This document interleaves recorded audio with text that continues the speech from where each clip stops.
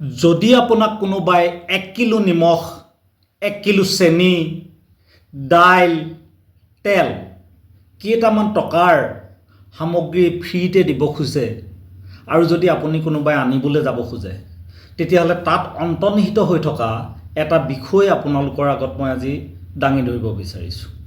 আপুনি এটা কথা চাওক, কোনোবাই যদি আপোনাক দিয়ে তেতিয়াহ'লে সেই বস্তুকেইটা দিয়াৰ কাৰণে আপুনি নাম লিখাব লাগিব এদিন, সেই দিনটো গ'ল আপোনাৰ নাম লিখোৱাত।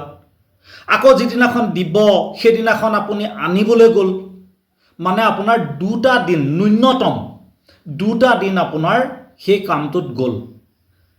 নিমখ 1 কেজি 10 টকা, চেনি 40 টকা 45 টকা, তেল 150 টকামান, আৰু আপোনাৰ কি এই যে বস্তুকেইটাৰ দাম কিমান হ'ল, এটাইকেইটা ধৰি লওক 200 টকা 250 টকা বা তাতকৈ কমো হ'ব পাৰে বেছিও হ'ব পাৰে। কিন্তু আপোনাৰ 2টা যে দিন গ'ল, এই 2টা দিনত যদি আপুনি শ্ৰম কৰে, এদিনৰ শ্ৰম কিমান পাব লাগে? কেৰালাৰ কথাটো বাদ দিলোঁ, কেৰালাত এদিন শ্ৰম কৰিলে 800 টকা হাজিৰা পায় ন্যূনতম।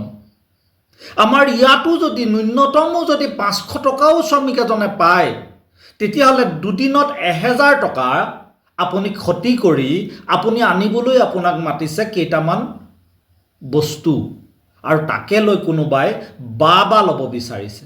আচলতে কামৰ জেগা লাগে, কাম কৰিবলৈ শ্ৰমিকক জেগা লাগে।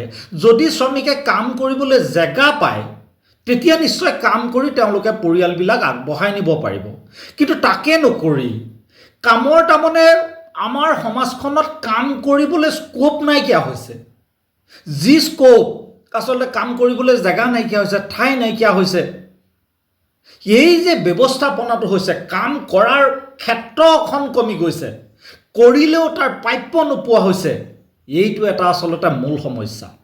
এই সমস্যাটো আঁতৰাবলৈ আচলতে ব্যৱস্থা গ্ৰহণ নকৰি চেনি নিমখ তেল বা কিম্বা এইবোৰে সমাজখন পৰিৱৰ্তন নকৰে আৰু আপোনাৰো উন্নতি কেতিয়াও সম্ভৱ নহয়।